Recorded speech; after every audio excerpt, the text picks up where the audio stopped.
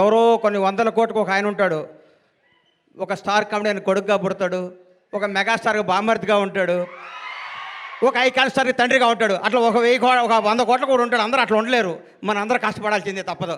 అట్లా ఎప్పుడు కాలు మీద కాలు వేసుకుంటాడు. ఆయన ఎవరికి అందుబాటులో ఉండడు, ఆయన ఎవరు అనుకుని ఆయన అందుబాటులోకి వెళ్తారు. అది జీవితం అంటే.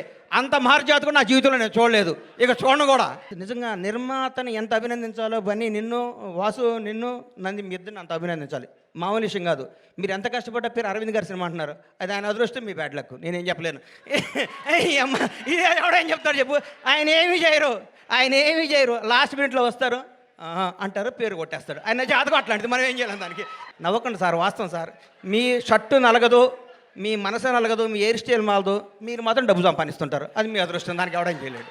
మౌళి నీకు మాట చెప్తున్నానమ్మా, నేను అలాంటి నీ దగ్గరికి వస్తారు.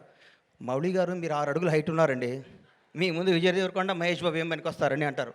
అవన్నీ నమ్మకోకు, లేకపోతే వీళ్ళు మన బతకనేరు. ఇక్కడ ఈ మాఫియా మన బతకనేదు. ఈ మాఫియాకి దూరంగా ఉండాలంటే మనం బేస్ మీద ఉండాలి.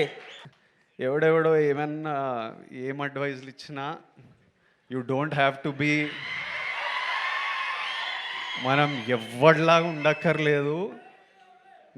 మీ అమ్మానైనా నీకు మౌలి అని పేరు పెట్టినరు, మౌలిని లెట్ మౌలి షైన్. మనం ఇంకొకళ్ళలా ఉండాలని అనుకోని కూడా అనుకోకూడదు.